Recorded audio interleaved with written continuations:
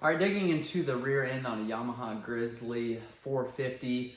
This is going to be a 2009 model. We're going to replace the axle. We're going to have done both axles. We've already did the right-hand side. I wanted to save the left-hand side for you guys because we just a little more complication here with the caliper. So we've got the disc and the caliper. Obviously, the hub's going to come off. That side has the hub too. So that's not going to be any different, but we've done separate videos on replacing just the boot, just replacing the actual joint itself. In this video, we're going to replace the entire axle. There's got two boots that are ripped, one joint is bad, so we've just decided to go ahead and replace the entire axle. You can get just the joints or just the boots separately. Sometimes, if you're not doing it yourself, with labor and everything, it's just more cost effective to replace the entire axle. That being said, be careful when you go to order axles. There's a lot of knockoff junk axles that you can put in there. And the problem is those splines go into a very, very expensive bevel gear inside this differential. And if you've got a cheap junk axle that you bought on Amazon for little or nothing, more than likely what's going to happen is those splines that are on the end of your axle are actually going to destroy your rear differential and the bevel gear inside of there. And that's going to be about $1,200 to $1,500 to fix. So make sure you spend a little extra to get a high quality axle. I'll put some of those links below so that you know what you're getting. That way you pay a little extra for those, and I wouldn't even say too much extra, but it's going to be well worth it in the end, so you're not having to replace this entire differential, or at least the transfer gear. Not only is there a chance that you're going to ruin this differential by putting a cheap axle in there, but these boots here, they get weathered very, very quickly on these cheaper axles. So you'll see here, like, this boot is incredibly weathered. This is a 2009 Grizzly 450. This is the stock axle, and it's just now getting weathered and starting to crack. So on these cheaper boots or on these cheaper axles, what you're going to have is that these boots actually weather within a couple months of sitting out in the weather and the rain and the heat or the cold, and you're going to end up destroying those boots within a couple weeks or months. So again, spend a little extra, get a higher quality axle. I've got a couple names of axles that I'd suggest, a couple links below that'll send you to the right place so that you're not having to deal with some of the nonsense that's being sold out there. So we're going to start here. We've got obviously the back end raised up. We've got it jacked up and supported. We're going to start by taking off obviously the wheel, 4 17mm lug nuts to remove that wheel, and then we're going to go ahead and remove this caliper and then the hub, and I'm going to zoom in a little bit so you know what's going on. This four-wheeler is incredibly filthy. We didn't do a whole lot of cleanup before replacing these because we've got a bunch of other service work we got to do on this machine, and we're going to end up with some oil on the skid plate, stuff like that. Now, a lot of videos done on this Grizzly 450, so make sure you check out our channel if you're wanting to see some of those. I appreciate you guys watching. Any feedback you can give me down in the comment section below is helpful. That gives me an idea what you guys are looking for the next video. Thanks for watching.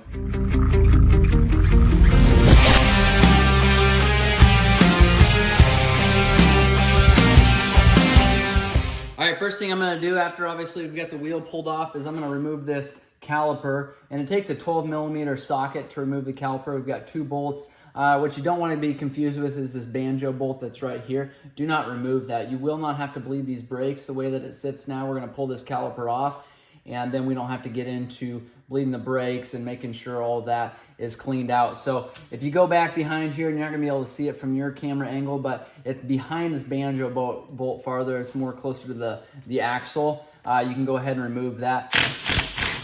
If you don't have a swivel on for your impact, I highly recommend getting one. That's something I'll put in the links below so that you know a good impact swivel. These are important for jobs like this. You could also get in there with a ratchet or a wrench, but this just makes the job so much easier when you can throw an impact on there with a swivel socket and get in there without any issues. We've got both of those pulled off right now. They're just short, probably just over a 1/2 inch 12mm head bolts, and then we're able just to take and remove this caliper. One thing you want to make sure of, that when you've got this caliper off of there, nobody goes and hits that rear brake because that's actually going to squeeze the pads together. If you do that too much, what happens is those pistons in the caliper will actually completely pop out of the caliper, then you're going to go ahead and have to rebuild this caliper. So not completely necessary if you just don't touch that brake pedal. Next thing we're going to do is grab, it's 1 1/16 inch, and I've got a 1/2 inch drive impact here, which is helpful. These can be a little tight, and if you're just using a wrench or a ratchet with a socket on there, you're going to be fighting this wheel turning. One thing I have seen is before people take this caliper off, they go and they actually hit the rear brakes and then put a wrench on there. Now, sometimes if your brakes aren't tight enough, that'll actually end up spinning anyways. So I would suggest getting something like this. It's going to be a tool that you're going to use countless times during a repair.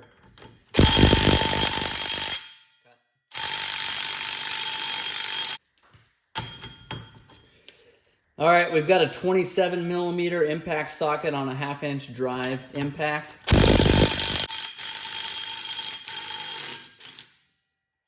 And that did the trick. That pulled that nut right off of there. Now we're able to just take and slide our hub off of there, and that includes the brake disc. Now, one thing I was saying earlier about a cheap knockoff drive shaft is these splines right here. This hub is not cheap, and if you get a cheap drive shaft that doesn't have a good hardened steel right here, what's going to happen is the splines are going to be worn. You're going to end up destroying your hub, as well as that transfer gear, the differential that's up farther in here.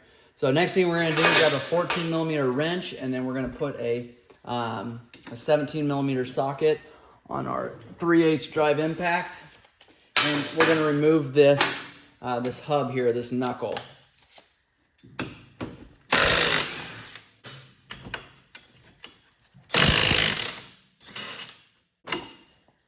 All right, we'll set this out of the dirt somewhere. Be careful when you're pulling these out. A lot of times these bushing caps will end up falling out, so they just pop off just like that. That's a little dry there. They've actually got grease certs underneath of this knuckle here on the inside. A little harder to get to when it's actually on the four-wheeler, but since we have it off, we can go ahead and just throw some grease in there. So those just popped right off. I have seen sometimes, and I've done several other videos where we've replaced wheel bearings on these Yamahas, because sometimes what happens is these actual bearing races will stick to your axle, and you'll end up having to pull the axle and the knuckle off all at the same time. That's fine to do, but typically that means your bearings are shot, and you'll want to go ahead and replace those. Now, lifting that axle up as far as you can, you're going to take and actually tap on this axle. If you have to, you can take and push up on this A-arm or have somebody hold it, because you want to get this axle as straight as you can while you're pulling on it.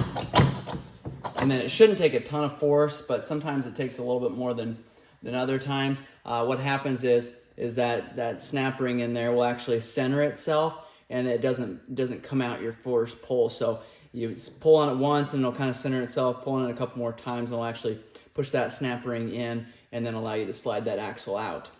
Again, with those cheaper axles, they're going to have snap rings that are not the right size, and they'll end up getting jammed up in there. That, or they're not tight enough, and those splines will just slip right out.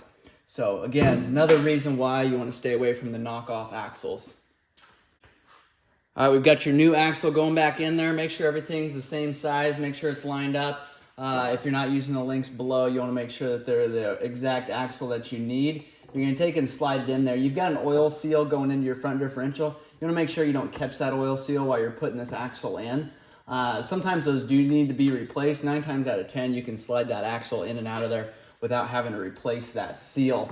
Although Yamaha would probably recommend replacing that seal every time you remove your axle, but it's not completely necessary. Go ahead and try to center that clip. Go ahead and try to get that axle as straight as possible, and then you can just take and tap that axle in there. A lot of times it doesn't take a lot of work. Again, that snap ring just centering itself, and there's not a lot of pressure on that snap ring, so as soon as it kind of pushes in and gets centered in the shrink position, you'll just be able to slide that in. Now, going back together then, it appears to me that both of these grease certs are broke off. So not a great sign there, but both of them, you should have a grease cert there, and both of them are shot. So we'll have to deal with that a different time. We're going to put these caps on, these bushings. Again, pretty worn out here. But sometimes on these four-wheelers, you just got to know when to stop. This guy's going to have a load of money wrapped up in this thing the way that it is, and we got to stop somewhere. This is just getting ridiculous, the amount of money being spent on this four-wheeler. We got our bolts coming in. Cut. From the back side, I like to make sure that these are clean. Most of the time I'll even add a little grease to those bolts, help them slide in a little bit easier, help them not to seize up next time we take them out. And go ahead and throw our 17mm nuts on there, 15mm wrench, snug them down.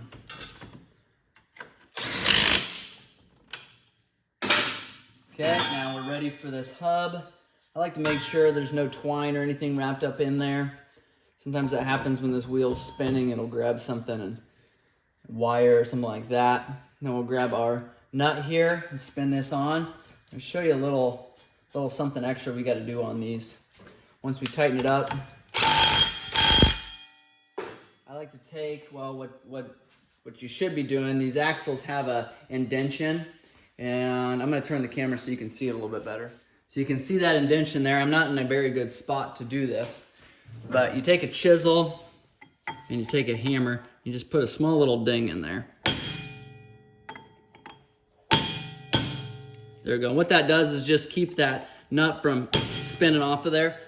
A lot of four-wheelers will have a cotter pin that'll actually run through there to keep that nut from spinning off, but you've got pressure on your hub and your wheel, and it's just constant movement there. A lot of times what happens if you don't do that indention or don't have a cotter pin running through there, that nut will actually loosen up. Then you'll have the same problem where this hub's just moving around. You'll destroy your axle, you'll destroy your hub. If it's on the brake side, the left-hand side rear, it's gonna destroy your brake assembly. So it's good just to put a little ding in there in that nut. Not so much that you're not gonna be able to remove it the next time. This is the old one, so you can see there, just a minor ding, and I took quite a bit with the impact socket here to remove this nut. So it's not gonna completely keep you from removing this nut, but it will keep it from actually spinning and loosening up. Now we're gonna throw our caliper on.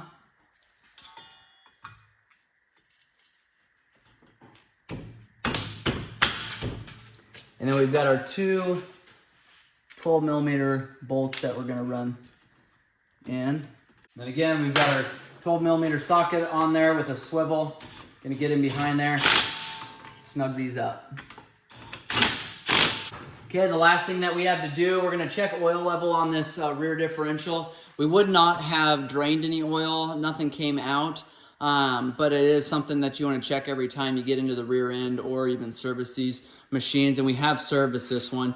You wanna make sure and check that video out on our channel, but you can see there your oil fill plug there, as well as your oil level plug. So you wanna make sure that when this four-wheeler's on level ground, obviously we've got the four-wheeler jacked up at this point, but when it's on level ground, you wanna make sure that you've got oil up to the bottom of this oil fill plug here. That's how you determine if that oil level is in the right spot, just like transmission oil would be on a vehicle a lot of times, or a lot of times the rear end.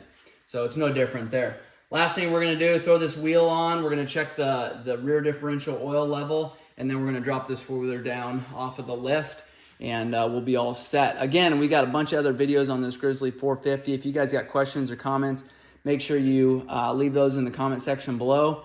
If this video's been helpful, make sure you give us a thumbs up. I appreciate hearing from you guys. Thanks a lot.